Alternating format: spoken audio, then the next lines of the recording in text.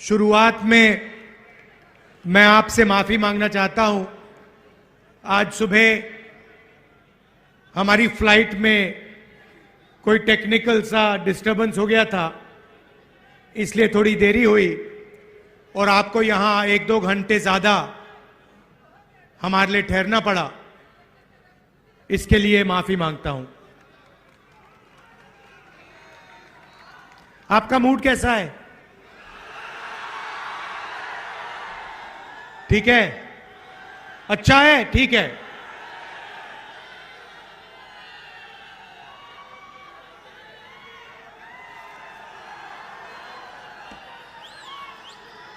रास्ते में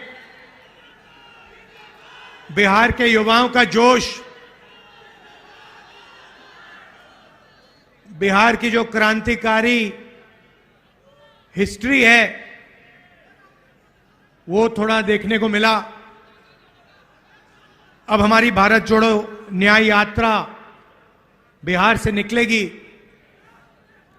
आपसे मिलने का मौका मिलेगा, आपसे बातचीत करने का मौका मिलेगा। ये हमने भारत जोड़ो यात्रा 1 साल पहले की। कन्याकुमारी से कश्मीर तक चले 4000 किलोमीटर, हर रोज 20, 25, 30 किलोमीटर चलते थे 6 बजे उठकर, और लाखों लोग हमारे साथ चले। समुद्र के तट से शुरू किया, हिमालय तक पहुंच गए, पूरा देश देखने को मिला। युवाओं से बात की, किसानों से, मजदूरों से 7-8 घंटे बात होती थी, अलग अलग लोगों से बात होती थी। और फिर शाम को 15-20 मिनट ऐसे हम अपनी बात रखते थे। लोगों ने हमसे पूछा 4000 किलोमीटर चलने की क्या जरूरत हुई? कहा कि देखिए राहुल जी, 4000 किलोमीटर शायद पहले कोई चला नहीं है, आपको जरूरत क्यों पड़ी? मैं कहता था देखिए, पूरा का पूरा सिस्टम जो है, मीडिया का सिस्टम, हिंदुस्तान का सिस्टम चुने हुए लोगों के हाथ में है, नरेंद्र मोदी जी के हाथ में है। मैंने अभी प्रेस वालों को मित्र कहा, मगर हमारे मित्र विपक्ष की बात टीवी पे तो नहीं दिखाते, अखबारों पे तो नहीं पढ़ाते। सही ना? वो टीवी पे आपको नरेंद्र मोदी जी का चेहरा दिखेगा, वो अदानी अंबानी का चेहरा दिखेगा, उसके साइड पे आपको ऐश्वर्या राय, अमिताभ बच्चन नाचते हुए दिख जाएंगे, डांस करते हुए, 2-3 क्रिकेट वाले दिख जाएंगे, मगर गरीब किसान, मजदूर, बेरोजगार युवा आपको नहीं दिखने वाला। जैसे हजारों किसान दिल्ली की ओर चल रहे हैं, उन पर टीयर गैस चलाया जा रहा है, छर्रे मारे जा रहे हैं। मैंने 2 दिन पहले किसानों से बात की, फोन पे बात की। एक्स आर्मी का जवान था, उसके मुंह पे छर्रे मार दिए। मैंने उससे कहा देखो, आप पहले देश के लिए लड़ रहे थे, जब आप सेना में थे तब आप देश के लिए लड़ रहे थे, मगर आप ये मत सोचो कि आप आज देश के लिए नहीं लड़ रहे हो। जो आपने छर्रे मुंह में, जो आपके छर्रे मुंह में लगे हैं, ये भी आप देशभक्ति का काम कर रहे थे, किसानों की लड़ाई लड़ रहे थे। तो मीडिया में तो नहीं दिखेगा भैया। आप देख लो, यहां पे आपको भारत जोड़ो न्याय यात्रा में हजारों लोगों की भीड़ दिखेगी, मगर आप टीवी ऑन करोगे तो सिर्फ नरेंद्र मोदी जी का चेहरा दिखेगा। वो सुना है वहां दुबई में वहां के राजा से गले मिल रहे हैं, 2-3 बार गले मिलेंगे, तो वो टीवी पे दिखने को मिलेगा। इसलिए 4000 किलोमीटर हम चले, क्योंकि हम डायरेक्ट जनता से बात कर रहे हैं। मतलब ये जो टेलीविजन वाले बिचौली हैं, इनको हमने परे कर दिया है। भारत जोड़ो यात्रा पे हमने नारा दिया, नहीं हमने नहीं दिया, नारा भीड़ से निकला। एक दिन एक व्यक्ति बाहर दौड़ता हुआ आया, पुलिस वाले ने उसको मारा। पहले इधर से आया, इधर से पुलिस वालों ने रोका, फिर दूसरी साइड से आने की कोशिश की, फिर उसको 2-3 धक्के लगे। अंत में वो दौड़ता हुआ आता है मेरे सामने, ऐसे खड़ा होकर कहता है, राहुल जी मैं समझ गया, मैं जानता हूं आप क्या कर रहे हो। मैंने उससे पूछा भैया बताओ क्या कर रहा हूं। कहता है नफरत के बाजार में मोहब्बत की दुकान खोल रहे हो। मैंने कहा बात तो सही है। और फिर भाषण में मैंने कहा कि देखिए, भीड़ से आवाज आई है, भीड़ से नारा आया है, नफरत के बाजार में मोहब्बत की दुकान खोल रहे हैं। और सिर्फ मैं नहीं खोलता हूं, ये मोहब्बत की दुकानें आप सबके दिलों में है। आपने देखा होगा, कांग्रेस के किसी भी कार्यकर्ता को देखो, हमारे नेताओं को देखो, मुस्कुराते हुए चेहरे दिखेंगे। टेंशन हो, मुश्किल हो, कठिनाइयां हो, कांग्रेस पार्टी के नेता, कांग्रेस पार्टी के कार्यकर्ता मुस्कुराते हुए दिखेंगे। सही? देखो सारे के सारे मुस्कुरा रहे हैं। दूसरी तरफ बीजेपी के कार्यकर्ताओं को देखो, ऐसे देखते हैं।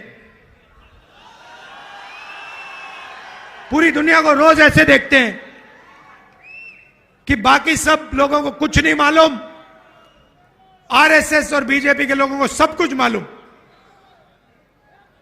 सोच है उनकी। और देश में कोने कोने में नफरत फैलाते रहते हैं। मणिपुर को जला दिया, एक जात को दूसरी जात से लड़ाते हैं, एक धर्म को दूसरे धर्म से लड़ाते हैं। तो उनके हिंसा और नफरत के खिलाफ हमने भारत जोड़ो यात्रा की और यह नारा दिया, नफरत के बाजार में मोहब्बत की दुकान। रास्ते में एक और बात पता लगी, 4000 किलोमीटर लाखों लोगों से मिले। हमने पूछा भैया बताओ, ये देश में जो नफरत फैल रही है, हिंसा फैल रही है, क्रोध है, इसका कारण क्या है? मैंने यह सवाल हजारों बार लोगों से पूछा, आम जनता से पूछा। नहीं, मोदी नहीं है, मैं आपको बताता हूं। मोदी इस चीज का चिन्ह है, मगर मोदी कारण नहीं है, कारण दूसरा है। और किसानों ने मुझे बताया, युवाओं ने बताया कि राहुल जी हर रोज हमारे खिलाफ कोई ना कोई अन्याय किया जाता है। हिंदुस्तान में गरीब लोगों को, कमजोर लोगों को 21वीं सदी में न्याय नहीं मिल सकता, और इसका नतीजा नफरत और हिंसा है। और यह बिल्कुल सही बात है।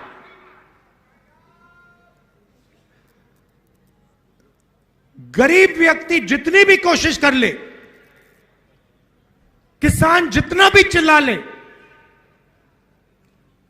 मजदूर जितनी जोरों से चीखे, उसे इस देश में मालूम है कि मुझे न्याय नहीं मिल सकता। रोज दिखता है उसको। आप देखिए,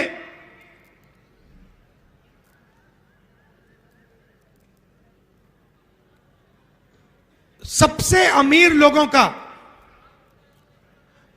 नरेंद्र मोदी जी ने 14 लाख करोड़ रुपया कर्जा माफ किया है। 14 लाख करोड़ रुपया। नरेगा में कितने लगते हैं? साल में कितने लगते हैं? कितने? how much? नरेगा का एक साल? नहीं, बजट साल का। नरेगा का पूरी की पूरी नरेगा को चलाने के लिए एक साल के लिए 70,000 करोड़ रुपए। सबसे गरीब लोगों के लिए एक साल में 70,000 करोड़ रुपए। और सारे के सारे अमीर लोगों ने कहा, देखो यह पैसा जाया हो रहा है। 70,000 करोड़ रुपए मनरेगा में जाते हैं और 14 लाख करोड़ रुपए हिंदुस्तान के 10-15 सबसे अमीर लोगों का एक सेकंड में कर्जा माफ हो जाता है। अखबार में नहीं आता। क्यों? क्योंकि अखबार उनके। पहले एक अखबार था, वो एक टेलीविजन था, मीडिया, एनडीटीवी, उसको भी अदानी जी ने खरीद लिया।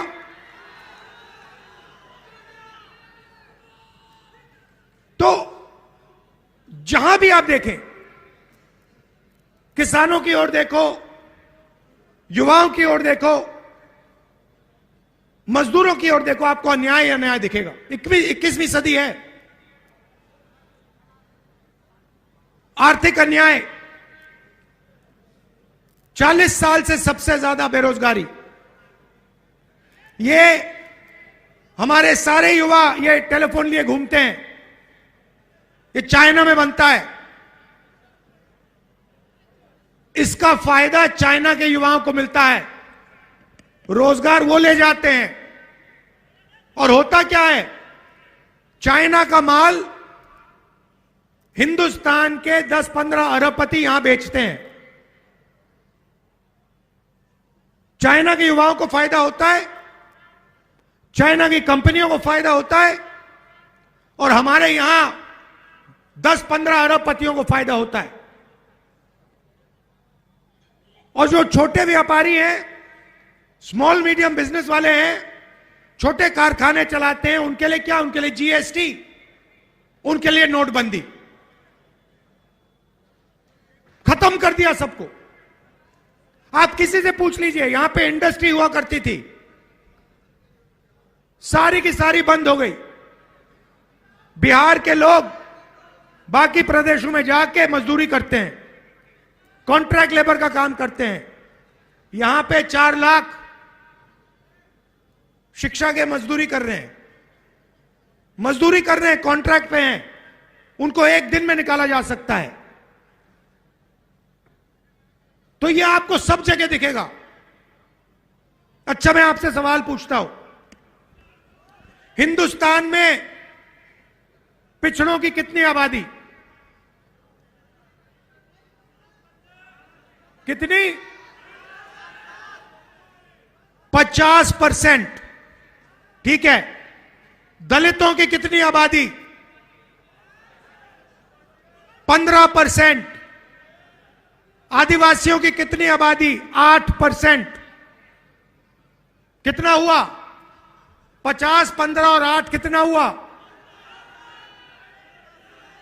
73 हुआ ना?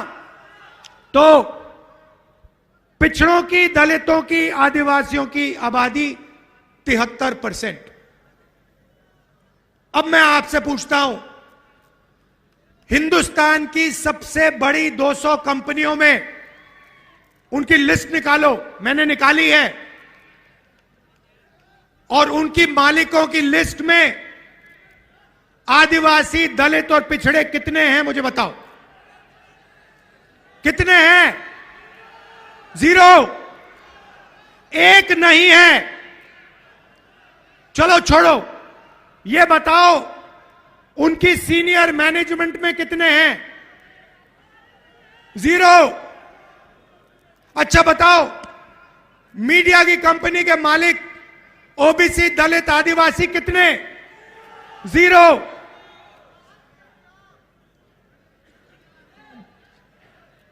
प्राइवेट अस्पतालों के मालिक बताओ? 0। प्राइवेट कॉलेज, यूनिवर्सिटी के जो बड़े बड़े संस्थाएं हैं उसमें बताओ कितने? 0। एक नहीं दिखेगा आपको। अब एक काम करो, कॉन्ट्रैक्ट लेबर की लिस्ट निकालो, मजदूरों की लिस्ट निकालो और उसमें उनके नाम पढ़ो। आपको सारे के सारे दलित, आदिवासी और पिछड़े मिलेंगे। उसमें थोड़े से जनरल कास्ट के गरीब लोग मिलेंगे। यहां पे जनरल कास्ट के लोग हैं। आपसे पूछता हूं, हिंदुस्तान की सबसे बड़ी कंपनियों में गरीब जनरल कास्ट के लोगों के लिए कितनी जगह है, मुझे बताओ। 0। 90 लोग इस देश को चलाते हैं। 90 आईएएस अफसर इस देश के बजट को बांटते हैं। प्रधानमंत्री नहीं बांटता, एमपी नहीं बांटते। 90 अफसर देश के बजट को बांटते हैं। वो चुनाव नहीं लड़ते कभी, वो परमानेंट रहते हैं। चाहे कुछ भी हो जाए, चुनाव कोई भी जीत जाए, हार जाए, कोई फर्क नहीं, ये 90 लोग वहीं के वहीं बैठे रहेंगे।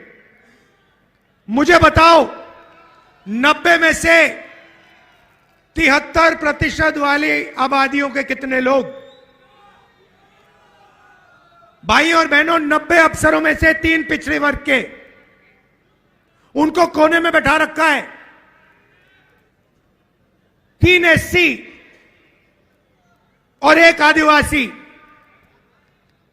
भाई और बहनों, अगर हिंदुस्तान की सरकार बजट में 100 रुपए खर्च करती है तो ओबीसी अफसर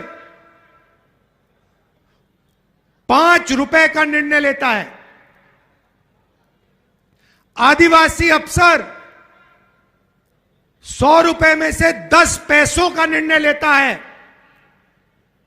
और दलित अफसर 100 रुपए में से 1 रुपए का निर्णय लेते हैं।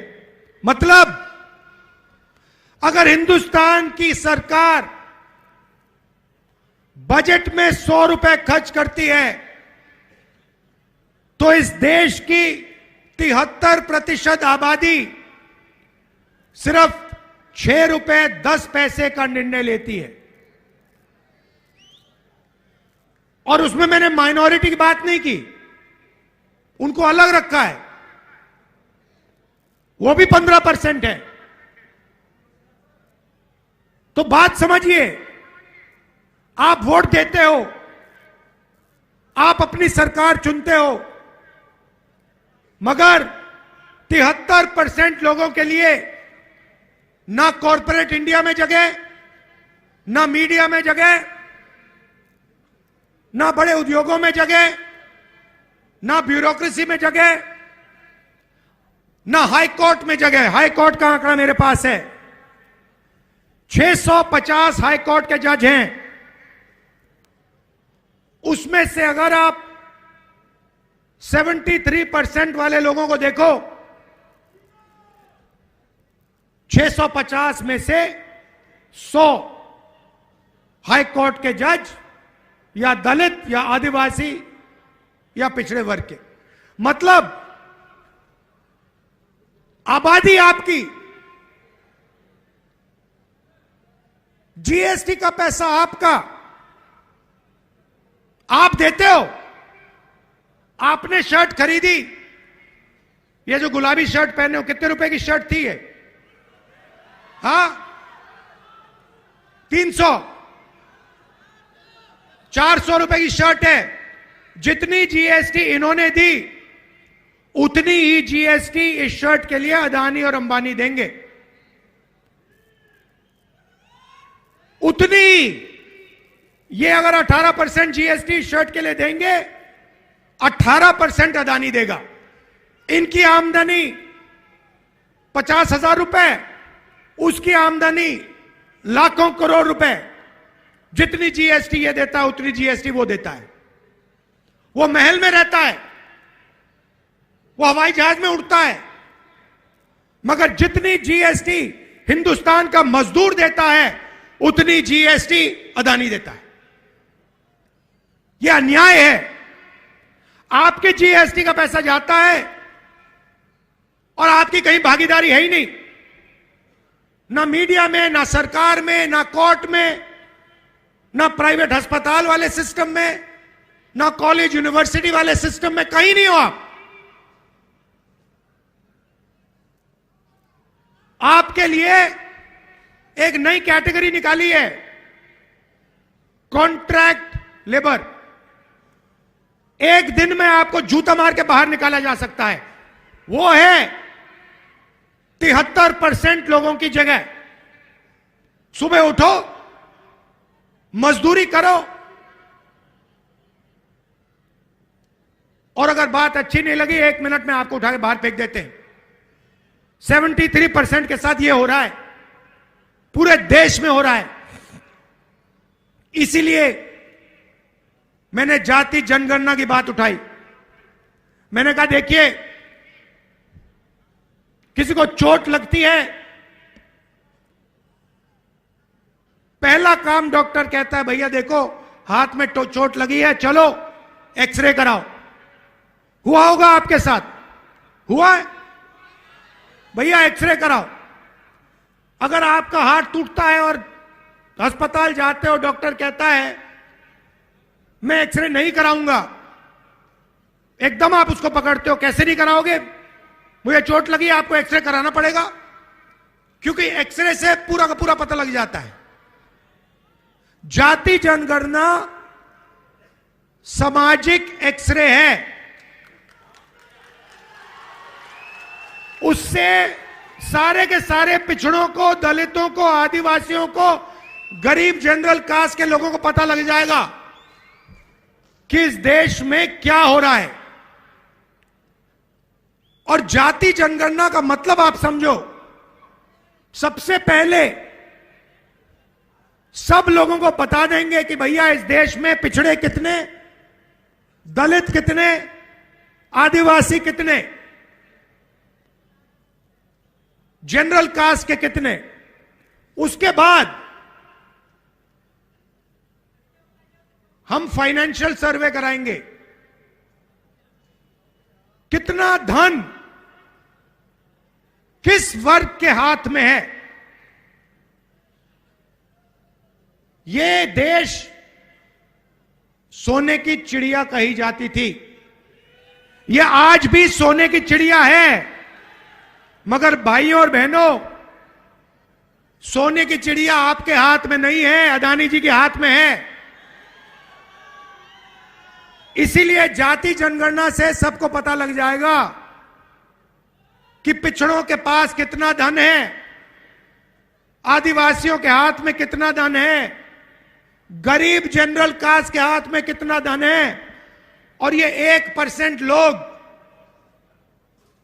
अरबपति लोग, बड़े बड़े ब्यूरोक्रेट्स, इनके हाथ में कितना धन है। दूध का दूध, पानी का पानी हो जाएगा। ये भाइयों और बहनों क्रांतिकारी कदम है। आजादी जैसे हुई थी, क्रांतिकारी कदम, सफेद क्रांति, हरी क्रांति, कंप्यूटर रेवोल्यूशन, बैंक नेशनलाइजेशन, वैसा ही एक क्रांतिकारी काम है। और मैं आपको बता रहा हूं, इसके बिना आप सब लोग भूखे मर जाओगे, कुछ नहीं बचेगा, ना रोजगार मिलेगा, ना आपके बच्चों के पास भविष्य होगा, क्योंकि 1% लोग पूरा का पूरा धन उठा के ले जाएंगे।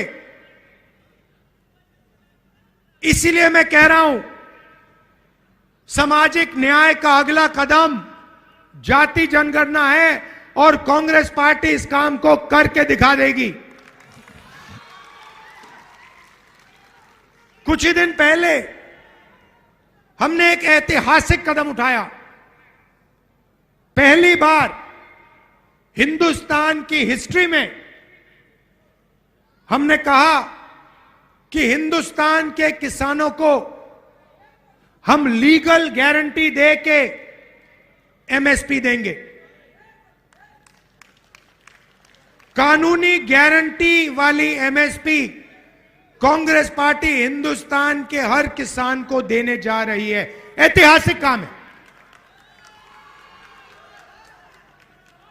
जैसे ही मैंने जाति जनगणना की बात की, नरेंद्र मोदी जी कहते हैं हिंदुस्तान में जात तो है ही नहीं, एक अमीर है एक गरीब है, दो ही जात हैं। पहले कहते थे मैं ओबीसी हूं, अब कहते हैं दो ही जात हैं। हमने एमएसपी की गारंटी दी, बीजेपी के लोग कहते हैं कांग्रेस पार्टी ये कर ही नहीं सकती। पहले हमारे बारे में कहते थे कांग्रेस पार्टी किसानों का कर्जा माफ नहीं कर सकती। 72,000 रुपए कर्जा माफ करके हमने दिखा दिया, 2 मिनट में दिखा दिया, 10 मिनट लगे उसको करने के लिए। तो यही भारत जोड़ो यात्रा का लक्ष्य है कि हम सामाजिक न्याय, आर्थिक न्याय, इन चीजों की बात करें और इन चीजों की लड़ाई लड़ें। बीजेपी ने राम मंदिर का उद्घाटन किया, देखा आपने? मुझे बताओ, टीवी आप सबने देखा, आपने उद्घाटन में एक गरीब व्यक्ति का चेहरा देखा? अंबानी दिखे, अदानी दिखे, अमिताभ बच्चन दिखे, नरेंद्र मोदी दिखे, हिंदुस्तान के सारे सारे अरबपति दिखे, किसान दिखा, मजदूर दिखा, बेरोजगार युवा दिखा? तो फिर बात समझिए, ये नरेंद्र मोदी जी 2-3% के लिए काम करते हैं। ये पूरा ड्रामा जो चल रहा है आपके ध्यान को भटकाने का है। टीवी वाले मिले हुए हैं, मीडिया वाले मिले हुए हैं, अदानी, अंबानी, नरेंद्र मोदी, ये 10-15 लोगों की टीम है और इनका काम आपसे आपका जो जीएसटी का पैसा है वो छीनने का है, वो लेने का है और 24 घंटे आपके ध्यान को इधर उधर करने का है। देखो भैया, उधर वो ऐश्वर्या राय नाच रही है, वो देखो भैया अमिताभ बच्चन ने डांस मारा, वो देखो भैया विराट कोहली ने चौका मारा, ओ भैया देखो पाकिस्तान में लड़ाई हो गई, ओ देखो चाइना में ये हो रहा है। मगर हिंदुस्तान में कितनी बेरोजगारी है उसके बारे में नहीं बोलेंगे, जीएसटी का पैसा कहां जा रहा है उसके बारे में नहीं बोलेंगे, जाति जनगणना उसके बारे में नहीं बोलेंगे, किसान की एमएसपी उसके बारे में नहीं बोलेंगे, कॉन्ट्रैक्ट लेबर उसके बारे में नहीं बोलेंगे। कभी नहीं दिखेगा मीडिया पे, दिख ही नहीं सकता, वो आपका है ही नहीं,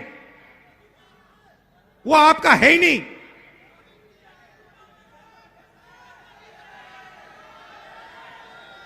तो ये हिंदुस्तान में लड़ाई है, ये लड़ाई हिंदुस्तान में। एक तरफ 99% लोग, उसमें 50% पिछड़े लोग, 15% दलित, गरीब जनरल कास्ट के लोग, आदिवासी, माइनॉरिटी, ये सब, और दूसरी तरफ चुने हुए अरबपति, नरेंद्र मोदी, मीडिया, इसीलिए हमने भारत जोड़ो यात्रा में न्याय शब्द जोड़ दिया।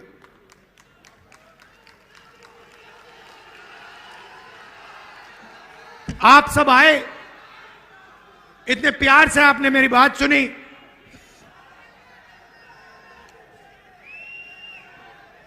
इतने प्यार से आपने मेरी बात सुनी और इतने जोश से आपने मेरा यहां स्वागत किया। दिल से आपका धन्यवाद करना चाहता हूं।